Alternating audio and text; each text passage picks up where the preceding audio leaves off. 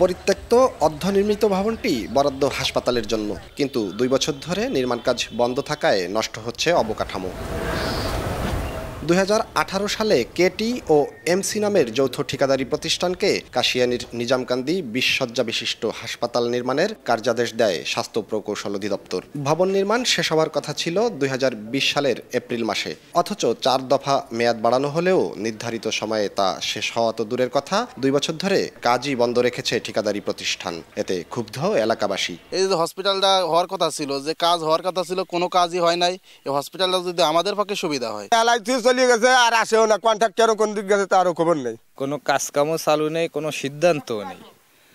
আমি বর্তমান এই কেয়ারটেকার হিসাবে একাই খুব দুরবস্থার মধ্যে এখানে পড়ে আছে। সরকারের কাছে আবেদন যে আমাদের কাজটা দ্রুত মনে করে যে শেষ করলে হয়তো আমরা মনে করে যে উপকৃত হব। এদিকে মাত্র 35 থেকে 40 ভাগ কাজ শেষ করে প্রকৌশলীদের সহযোগিতায় 50% বিল তুলে নিয়েছে ঠিকাদার। তবে ঠিকাদারি প্রতিষ্ঠানের পক্ষে সাফাই গেয়ে কার্যাদেশ বাতিল করে পুনঃ টেন্ডার আহ্বানের সুপারিশ করা হয়েছে বলে জানান নির্বাহী প্রকৌশলী। বাকি কাজটা শেষ করার জন্য 5th সেক্টর প্রোগ্রামে অন্তর্ভুক্তির জন্য আমরা সুপারিশ প্রদান করা হয় এবং এটা এখন প্রক্রিয়াধীন আছে।